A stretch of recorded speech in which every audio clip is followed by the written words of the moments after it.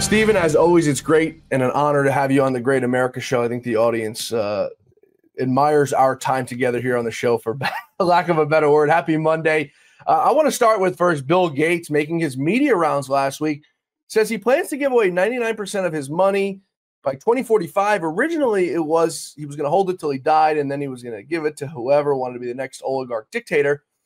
He sat down for an interview last week also, and he said that because of Doge, a lot more people are going to die. Let's take a listen to the short clip. Now with these cuts, if they're not reversed, we'll go to over 6 million dying. So instead of going down, we'll go back up. Wow. So it's a difference of 2 million lives. Absolutely. I mean, so he's giving away $200 billion. How do we get in line so we can make that money actually worthwhile for the American people?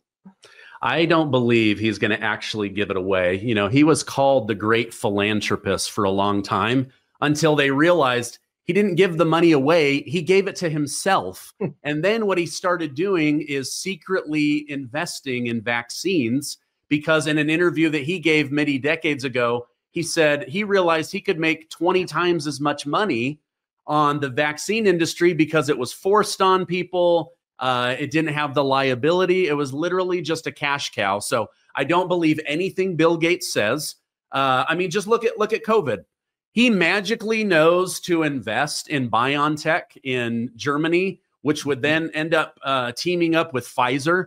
And then he ends up cashing out, making hundreds of millions of dollars. And like a couple weeks later, does an interview where he says, yeah, those vaccines did not work. They did not work. Did he give back any of the money? No, he didn't give back any of the money. So this guy, I do not believe that he has a good heart.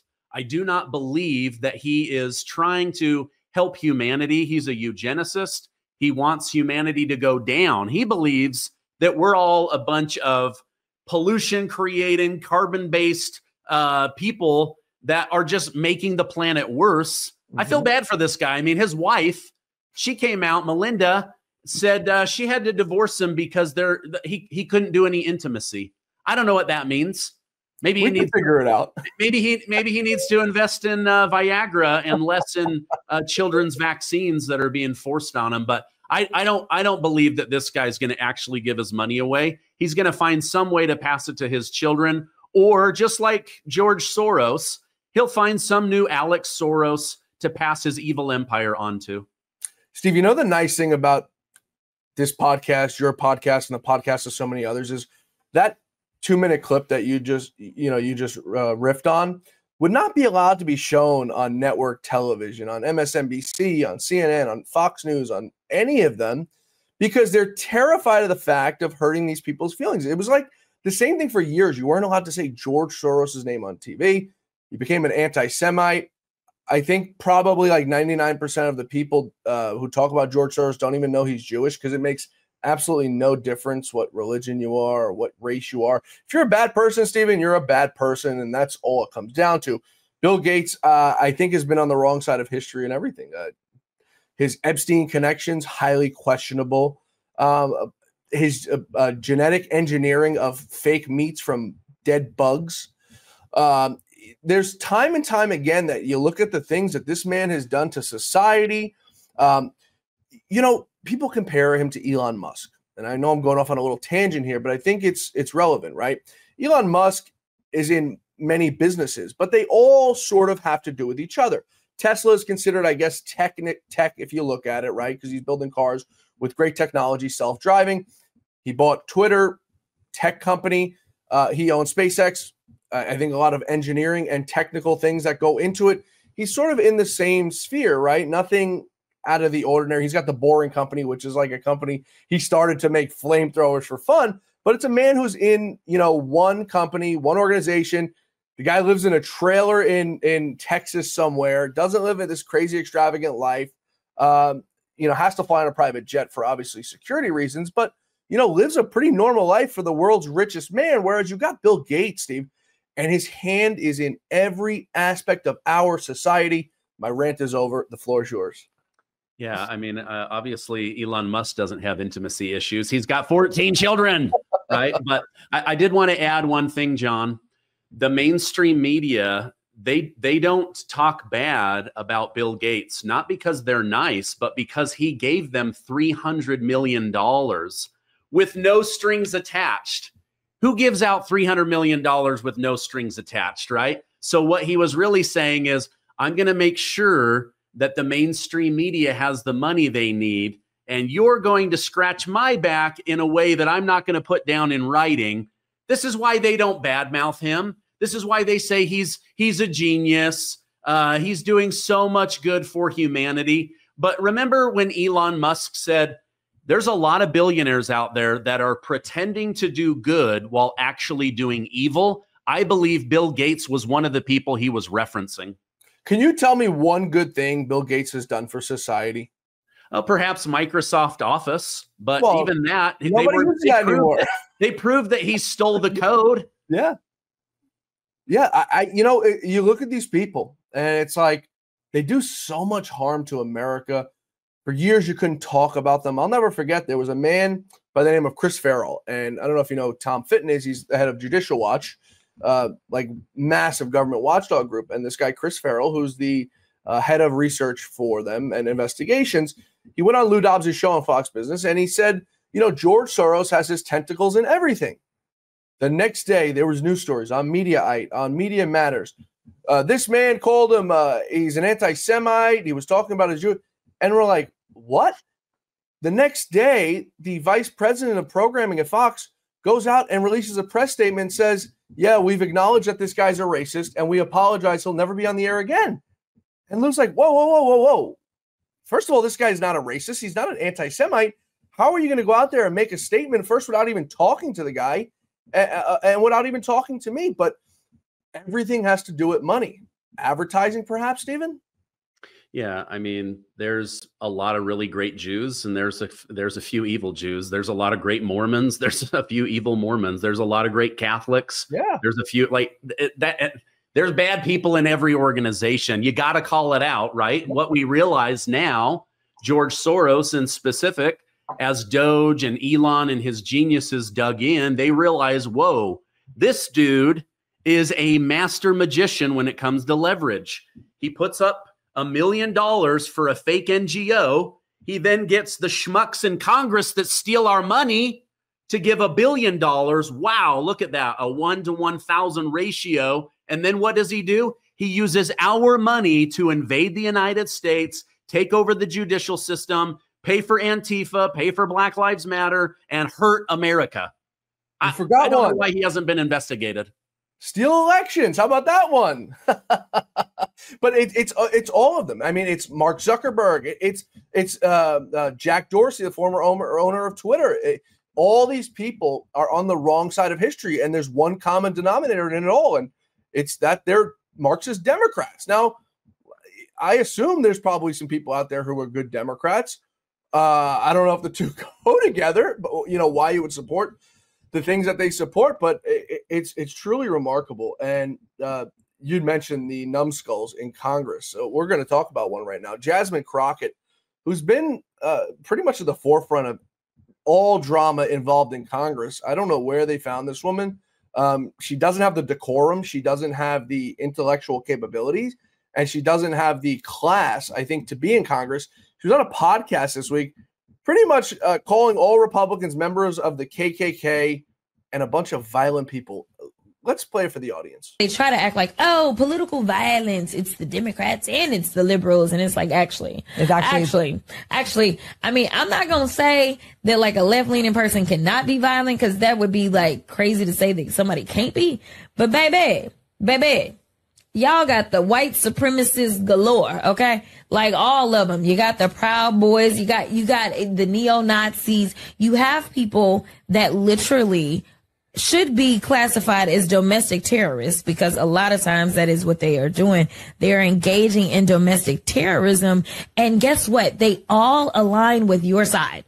Yeah. Including the KKK. So like, I mean, this is who aligns with that. So like inherently in like who you are, y'all are violent.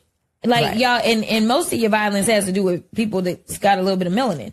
But nevertheless, like y'all are a violent group of people. Like you attract violent actors, and like I'm sorry, I know they tried to make Black Lives Matter out to be the most violent. What about Black Lives Matter? No. So that's the thing. Like they try to pretend like that. I'm extremely perplexed, Stephen. I just had to write some notes here. First of all, what was that Bebe thing? Embarrassing, number one. Second of all, does she know anything about history? Who freed the slaves? Who started the KKK? It seems none of these people do. Did she forget about the Summer of Love? She wants to talk about BLM and Antifa. It wasn't the Republicans. It wasn't America First patriots who burnt down cities across America, Stephen, was it? No, it was definitely not. You know, I saw that clip last Friday, and as a white person, I was like, oh, let me do a little bit of research on the KKK. I've never even looked it up because I just think it's so stupid. But I look it up, and what does it say online? Oh, it was started with the Democrat Party because the South was full of Democrats that wanted slaves. And then when they couldn't have them anymore, what did they do? They killed them, they lynched them, they burned them, they harassed them to no end. And then what did they do? They blamed the Republican Party. I mean, Abraham Lincoln, the Republican Party was literally started to stop the spread of slavery. It's the entire existence for the Republican Party. But most people don't even know that. I learned that during, covering Trump's first term when they kept saying he was KKK. I had to look that up. But I mean, and to say that white people, like it's just inherently bred in us to have an issue with people that have melanin. What the heck are you talking about? If you're white, you're more likely to be attacked by someone who's white. If you're black, you're more likely to be attacked by someone that's black. Now, you're not just speaking out of your rear end, Stephen. That's based on facts. That's based on statistics. That's based on numbers of crime numbers that come out of states. It's what you're saying is not, based on your opinion of things. It's the truth. How do we find ourselves with these people in Congress? It's like you don't need a literacy test to get into that place. You don't need an IQ test to get into that place. How do these people raise any money? How does somebody go out there and vote for Jasmine Crockett? I mean, it's truly embarrassing. Now, I'm not saying the Republicans don't have their own problems on their own side, because Republicans do have quite a bit of problems. But how does anyone go out and vote for that, Steve? Bay. What? Remember, she said that white people in the Republican Party are prone to violence. Yeah. Wasn't she the same member of Congress that physically assaulted one of Laura Loomer's journalists at the Capitol? Like, I've never assaulted anybody. So why are you trying to associate me as a white dude that voted for Donald Trump as a violent person when you yourself attacked somebody in the Capitol because you didn't want to be filmed? I mean, let the track record speak for itself. But you know, these Democrats, whatever they're doing, they're pointing out that Republicans are doing it. So it's hypocrisy. I think most people see it for what it's worth. However, the mainstream media, they spend an inordinate amount of time pushing this crap down their viewers' throats. So people actually believe this stuff. I mean, there's still people that think Trump complimented white supremacists in Charlotte, North Carolina. It's been debunked so much, but then you have Obama and others, they go on and they still continue to spread this lie because they've got nothing else to go on. But, you know, it's real quickly on that. It wasn't just the Democrats who accused him of that. It was people of his own cabinet, Stephen, at the time.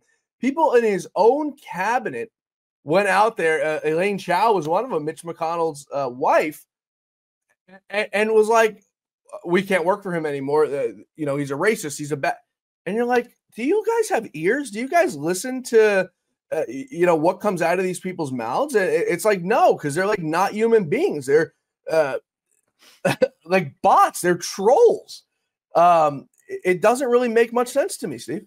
Well, Mitch McConnell and his wife have become extremely wealthy, milking the American taxpayer They're actually one of the Republican families that I would love for DOJ to investigate. I don't think it will happen, even though Mitch McConnell's a feeble, feckless leader who now has to be pushed around in a wheelchair because of his health condition. I just can't wait to have Scott Jennings or some other great Republican take over in the great state of Kentucky.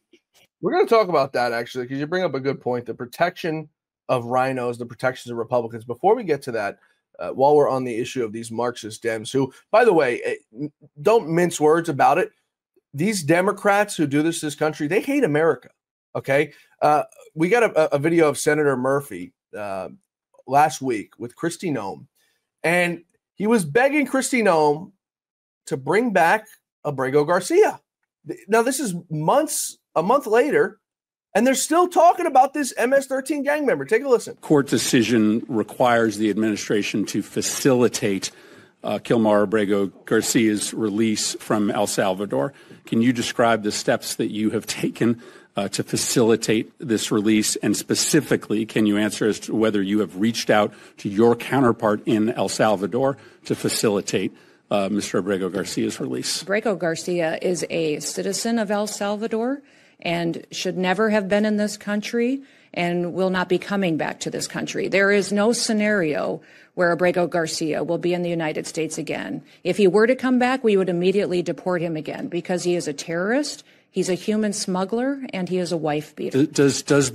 You've read the Supreme Court decision. Does the Supreme Court decision not require you to facilitate the return of Mr. Abrego Garcia? The Trump administration is complying with all court orders and judges' orders. Does the Supreme Court order require you to facilitate the return of Mr. Abrego Garcia? Is a citizen of El Salvador. It is up to the president of the El Salvador to make the decision. You're a defendant in the if he case. is coming back. It's been a big topic of conversation between all of us, between the country. When the president visited the United States of America, it was discussed and talked about there. The president has been very clear on this issue, as the Secretary of State and I have as well. Abrego Garcia is not a citizen of this country and is a dangerous individual who does not belong here. I will not ask another question, Madam Chair. But the discussion, we would immediately. But the discussion ends when the Supreme Court rules 9-0 that you have to facilitate his release, and the fact that you can't even acknowledge. The U.S. dollar is under siege, and Biden's policies have caused irreparable damage, slashing its buying power by up to 30%.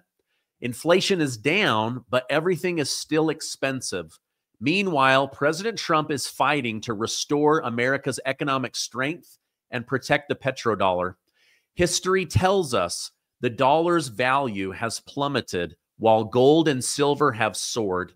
If you're betting on the future, 10 or 20 years from now, gold and silver are the clear winner. Don't let your wealth be eroded. Colonial Metals Group's experts can help guide you, whether you're starting fresh or managing an existing IRA or your family's fortune. Now, their professionalism can help you understand why gold and silver are so powerful. I want you to act now by giving them a call at 800-807-2143 for a special offer. Get a free safe and up to $7,500 in free silver. But best of all, I want you to get peace of mind. Go to colonialmetalsgroup.com/Stephen-Gardner or snap the QR code in the bottom left-hand corner. You guys, I believe in gold and silver. You should have some in your portfolio. Why doesn't Murphy just come out and say, we want you to go to El Salvador and kidnap that man and bring him to America because we hate America? Stephen, what a hardworking, good American, honest American would bring a man like that into their country? Who would want him as their neighbor? Who would want them around their children, their grandchildren, their parents, the elderly, anybody? Who begs to bring a man like that into society if you love America?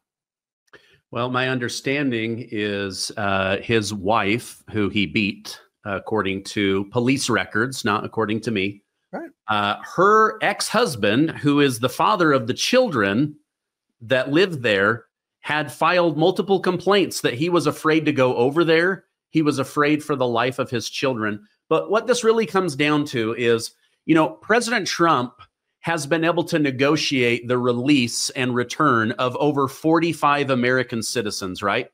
But those are Americans abroad being brought back to their home country.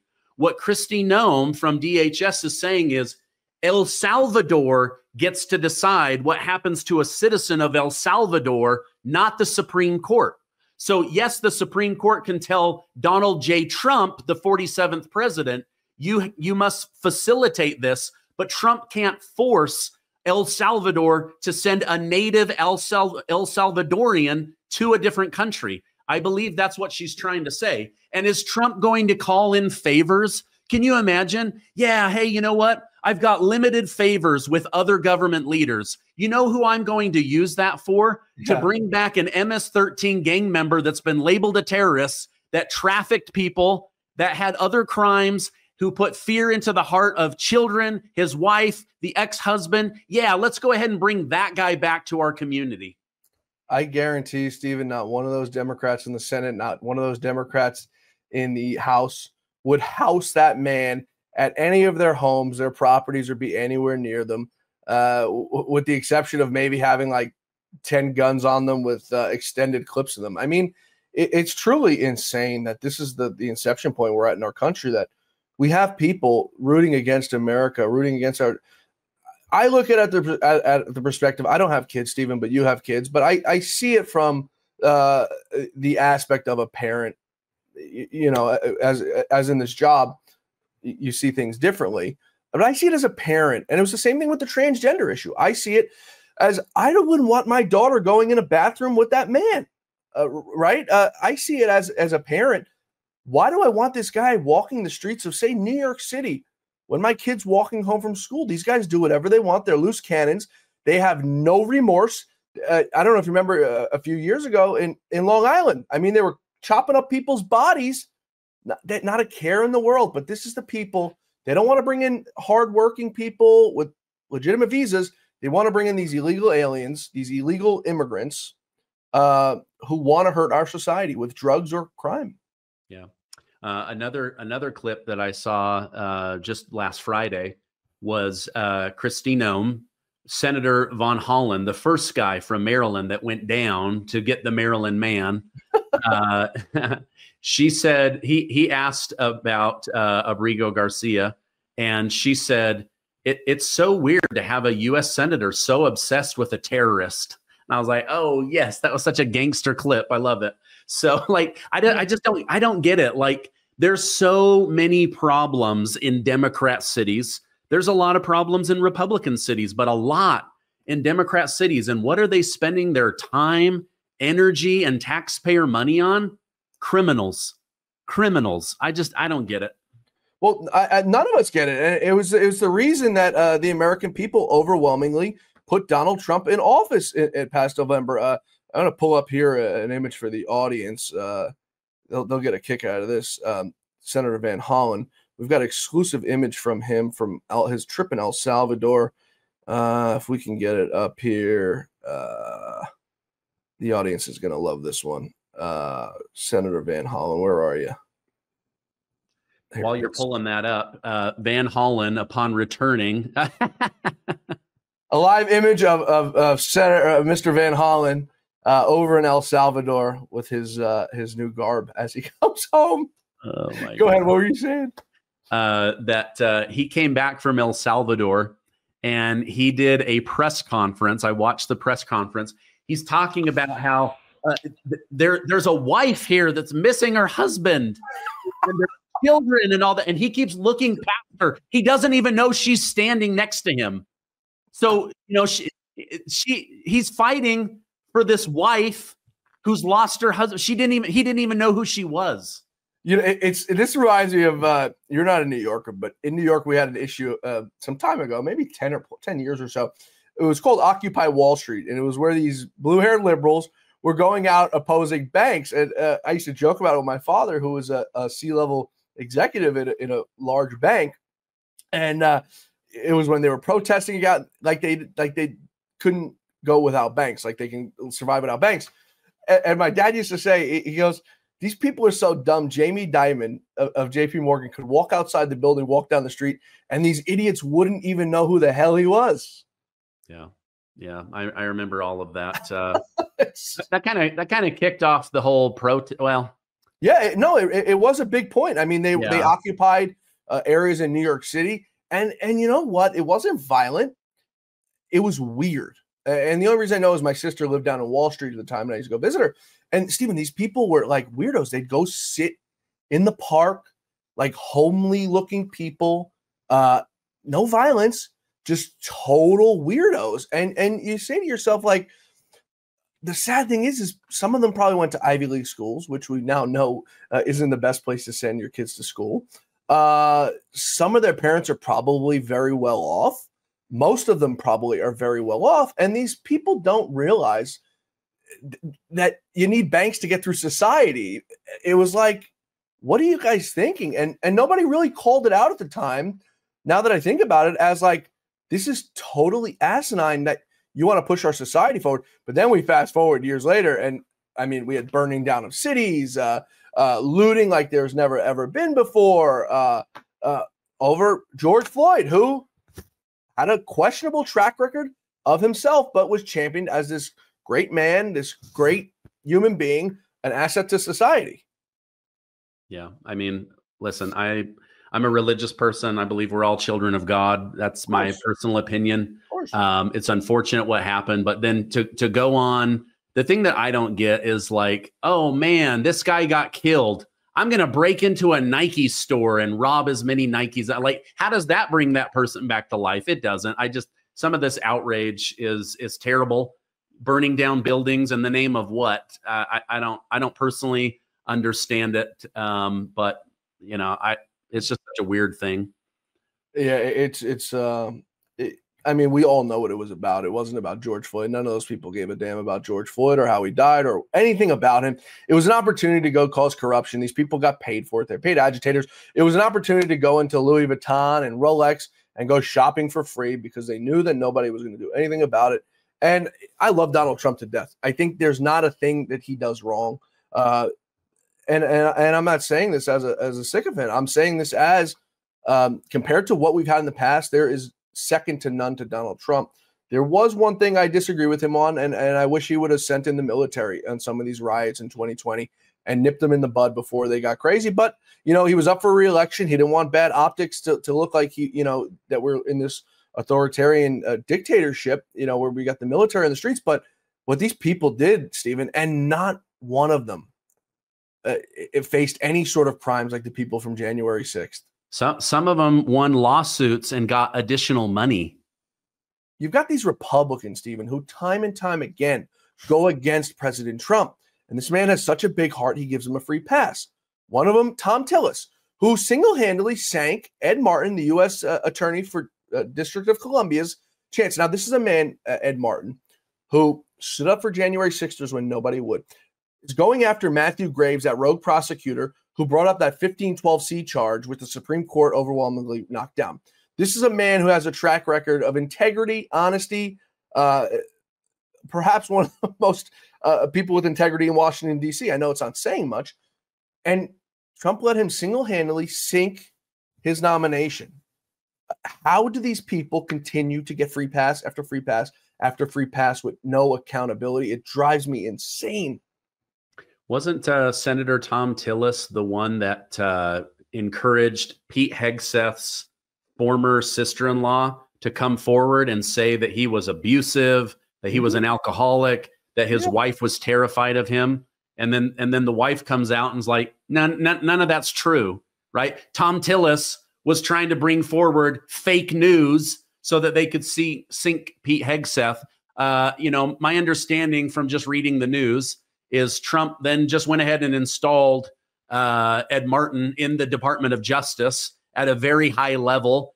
He's now going to go after the weaponization from the Biden administration. So I believe Trump is going to use him in a different way. We'll see how Judge Jeanine Pirro does. Trump seems to, he badmouths Fox News, but then he keeps tapping their talent to join the government. So we'll see what happens there. Tell me about it. The good news is Janine is a Trumper. I mean, I know Janine personally from my time at Fox News. She's a good person. She cares about Trump more than she cares about Fox News. I know that to be a fact. And she's smart. She's very smart. I mean, she's got a track record of doing honest, good work. Now, there's other people at Fox who I wouldn't tap to guard the hen house, but the ones he's got, Hegset's another one. People question the job he's doing, but he is a Trump loyalist. He is a man who is not going to stab Trump in the back. He is a man who is going to be honest. He's a man who's not going to allow people to undermine Trump, right? That's what we need, because first term, we saw what these people did. I think Janine will do a great job, but Tillis, I mean, somebody's got to hold this guy responsible. He's now out there gloating about it, that he single-handedly sank this guy. He's up for re-election in 2026. It's a short time away, but we can't let these people keep getting away with this, Stephen, and normalizing it. Lindsey Graham is another one. We've got to stop. John Cornyn's another one. We've got to stop normalizing this behavior, because this will be the death of what I call the Republican Party. If you want the rhinos to win and take over the party, you keep voting for these people. And I promise you, it might not be in 5 years, it might not be in 10 years, but they will win. They will defeat America first. It's just how the machine is operated. It's just how it works. We have to start voting these people out, Stephen. Yeah. Another disappointment from Trump for me was when he was like, yep, we want Lindsey Graham reelected. I was like, dude, if anybody has badmouthed you, undermined you, undercut you, it's Lindsey Graham. I think it's a battle he doesn't want to fight. But I don't think South Carolina would suddenly go to a Democrat. So why not let new Republican blood step in? I mean, I just see Lindsey Graham. He's such a pathetic person. I used to like him. I thought, oh, he's going to get to the bottom of this Russia collusion crap. Yeah. He didn't get anywhere near the bottom. It was Kash Patel and Devin Nunes and others. They were the ones that figured it out. I don't like Lindsey Graham. Yet he'll win. We call him, Lou and I used to call him Lady G. Lou he wouldn't come on air and say it because he was respectful of him, but that man does not deserve respect. He really doesn't. Tom Tillis, apparently, it's being reported that he may have some similar issues. I just, on Friday, I spoke with the great Roger Stone, who, when I was with him in Florida 2 weeks ago, Stephen, he had broke that story about Letitia James and the mortgage fraud. Now, I don't think I've told this story on air yet. Me and Roger did an hour-long show, and then he took me out to dinner, myself, Roger, and his producer. And we're out to dinner. Roger and I walk past the bar, and a guy looks over, and Roger's a very distinctive person. You could see him from a mile away. The guy looks over at Roger, and he goes, "Hey, Roger, you Roger Stone?" And Roger smiles. And the guy goes, "Man, you got to call your buddy. He's killing me. I lost $1 million today in the markets." And Roger comes over to him and shows him the story that just broken about Letitia James. The guy reads the story, starts cackling, laughing, and goes, "With stories like that, I don't care about losing another $1 million tomorrow." And, I don't know if he was serious about the $1 million, but I think that's just the general sentiment of where Americans are at right now, where Trump supporters, the 75+ million Trump supporters are right now, that we've been stale for so long with investigations and truth, justice, in the American way, that they're willing to risk it all just to see some heads roll. Yeah, well, the Democrats sure aren't stale on going after Republicans, but the Republicans are such weak, wimpy babies. Like, get in there and go after people. Like, if you investigate some of these people you're suspicious of, you're going to find something, right? Look at Bob Menendez. They end up finding like gold bars stuffed in his suit pockets, 400 grand in cash, rubber banded, stuck in the closet. Nobody. Hold on. You mean you don't have that in your closet? No. Give me your wife's number. I got to give her a call, because there's some boots in the closet with gold in it, Stephen. I know it. Everyone has that. It's in the safe. It's in the safe. I mean, come on, Bob. With all of that fraudulent payout money, you couldn't buy a safe. Come on, bro. Hey, hold on, real quickly. I'm sorry, I didn't mean to interrupt you, but do you find it funny they were supposed to go do an audit down at Fort Knox, and then Bob Menendez gets convicted, found guilty, and now all of a sudden they don't want to go do the audit anymore? Yeah, I mean, here's the thing that's scary. They may find more gold in his closet than Fort Knox. But yeah, that was a big story. And, you know, we get hit with so many stories. It's really easy to forget the ones that you want to come true. But this Letitia James thing makes me so happy, because this isn't like right now, you know, to protect you and I, it's allegations. But come on, this is all publicly documented. I've seen the documents with my own eyes. The FBI office in Albany, New York, if they don't dig into this and find something, it's because they don't want to. Yep. Yeah, absolutely right. Absolutely right. I spoke with Sam Antar last week. He's the forensic accountant who's been working on it. He's going to be on this show this week. I asked him, I said, do you want to go do a show? I'll have my camera crew. We'll go set up outside of Letitia James's home. We'll set up chairs. We'll set up everything, and we'll get there early in the morning. And she wants to come out for work. And he's like, you know, I'd love to. It's just, it's too far of a commute for me. But we were talking about doing it because I think it would have been a brilliant idea. So we're going to have him on the show this week to talk about that and talk about the case.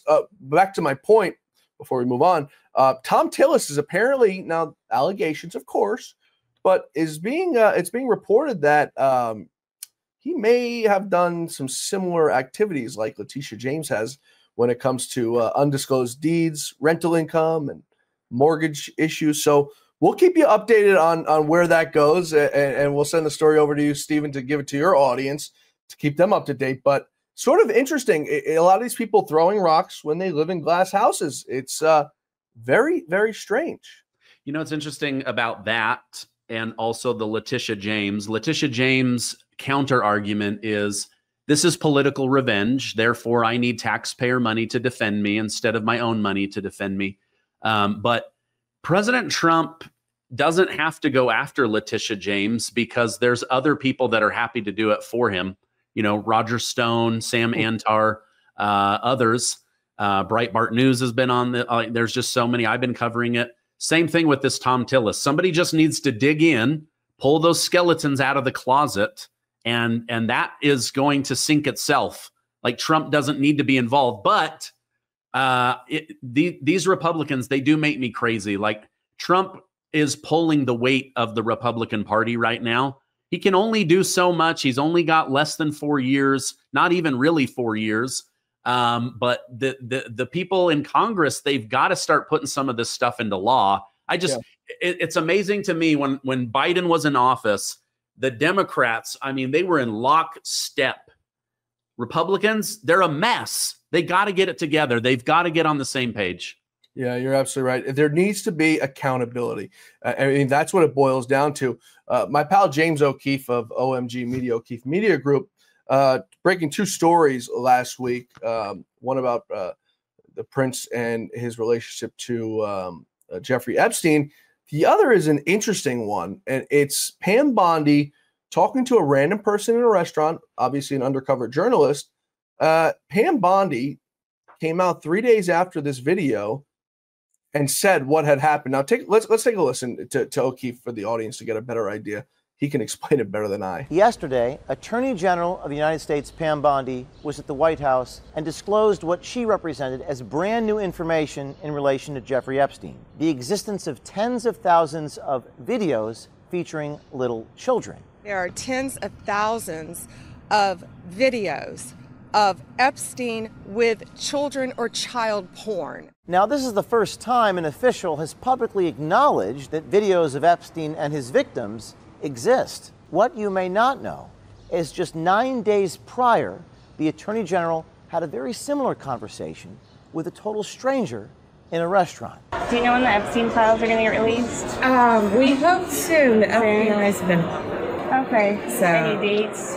No, you know what it is? There are tens of thousands of videos. Yeah. And it's all with little kids. So they have to go through every one. In the past, officials have spoken about the, quote, mountain of evidence in the Epstein case. But they've never, previous to that moment, acknowledged on the existence of videos of, quote, little kids. Just a few days later, at 2 p.m. on May 1st, our reporter sent the AG's office the text of the recording. We asked why this detail had not been disclosed to the public, but was instead being told to a random stranger at a restaurant. The Attorney General used almost the exact same language as she did with the stranger in the restaurant, language that we shared with her press office. There are tens of thousands of videos. Yeah, and it's all with little kids. There are tens of thousands of videos of Epstein with children or child porn. Now, we hesitated to publish this story, but believe, like we did yesterday, that the public has a right to know. And this one raises serious questions. On one hand, why did our country's highest law enforcement official share this information first not with the American people, but with a self-described nanny at brunch? But more importantly, why was this information held back in the first place? Does this show that a government apparatus is still working behind the scenes to protect powerful people involved in the scandal?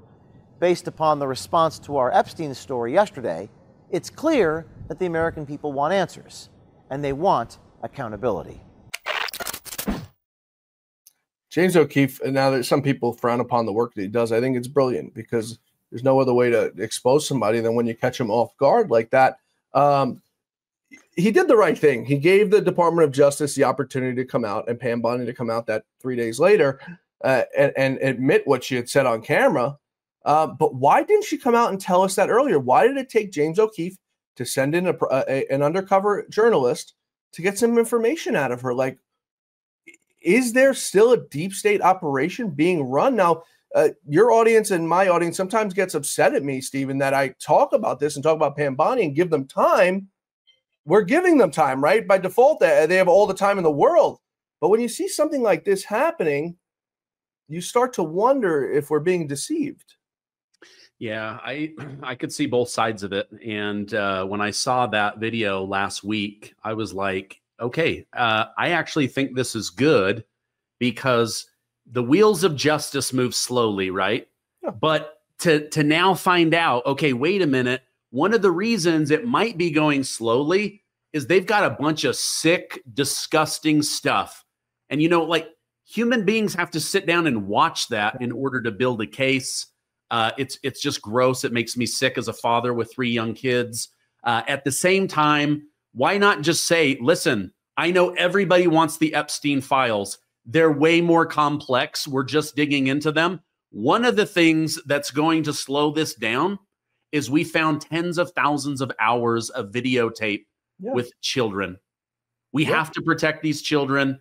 And at the same time, we have to build a rock solid case in order to put these sickos in jail. I say send them to El Salvador, but yeah, I'm glad that he put the video out because 1, it holds them accountable, and 2, it gives me an insight behind the curtain of, wow, okay, this is something really gross and complex. It's going to take time, but they are working on it. Yeah, I agree with you, but she shouldn't have come out and said, they're on my desk. And then the next week, she shouldn't have come out and said, they're coming out tomorrow, and then bring a bunch of social media influencers there, give them binders of a whole nothing burger. That's back in March. She's now had from March. And this is, I'm trying to explain to the audience, this is where my frustration is for the people who are on the side of Pam saying, you know, she's doing a good job. You had from March, from beginning of March, March 4th, I think is the day, to now May. I mean, we're entering the second week of May here. You had all that time to come out and say, this is what's going on. You know, you don't have to tell us, but, you know, hey, this is where we're at in the process. This is what's happening. But instead, keep us in the dark for months and then wait for James O'Keefe to send in somebody. You said send him to El Salvador. I'd rather send him to Alcatraz and make him swim there for these people who are involved in any of these Epstein crimes. I've said it on the show so many times, Stephen. I'll continue to say it. I have absolutely no tolerance for pedophilia. I have no tolerance for anybody who protects and harbors any sort of pedophilia. To me, that's the worst thing that you can do to somebody, up there with murder. Pedophilia is perhaps, in my opinion, the worst thing the worst possible crime that you could commit.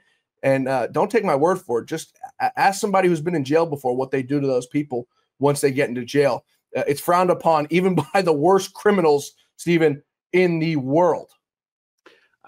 So yeah, I was being pretty generous to keep this thing PG, but yeah, people that take advantage of the innocence of little children, I have no problem personally with the death penalty. Absolutely. I have no problem with these people having the living crap beat out of them. I have no issue with any of that.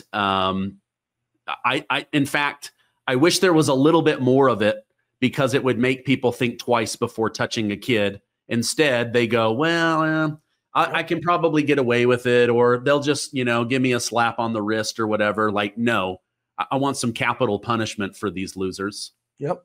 There's sick, demented people. Anyone who takes advantage of a minor, a child, you deserve the worst possible prison sentence and death sentence. So when people get angry at me that I go after Pam Bondi or sometimes Kash Patel, just think from my mindset a little bit about what we're protecting and what we're allowing to be protected. That's what I ask from you, the audience. Before we wrap up, I know you're short on time. Trump's acting FEMA director, Cameron Hamilton, was escorted out of the headquarters one day after defying President Trump's plan to abolish the agency during a congressional hearing. Stephen, this is what I voted for: accountability. You don't want to do the job, take your stuff and get the heck out. Yes, absolutely. I think it's great if people are not doing the job. So every one of these positions serves at the pleasure of the President of the United States. Yes, sir. He or she, in this case, a he, comes in with an agenda. Your job is to fulfill that agenda. Yep. If you're not doing it, goodbye. See ya. So I'm happy about it. Yep, no other way to do it. Before we wrap up, Gavin Newsom, I've got a big part of my audience, believe it or not. The two biggest places people watch this show, Stephen, is in New York and California, which is sort of funny because it's two very blue states, but it shows that there's a thirst for truth, and there's a thirst for people getting an independent view and allowing them to make the determination of where they stand on their own. Gavin Newsom is going after gas, going after oil in California again. It's being reported by an ABC affiliate. Phillips 66 refinery in LA could lose by the end of this year, which would skyrocket prices above $6, somewhere in the sense of $9 a gallon in the Bay Area. How do people continue to vote for this? Like, once again, like, how do you vote for this? How do you allow this? I know the weather's beautiful and California is the most beautiful state in the country. Okay. But how do you continue to vote for this?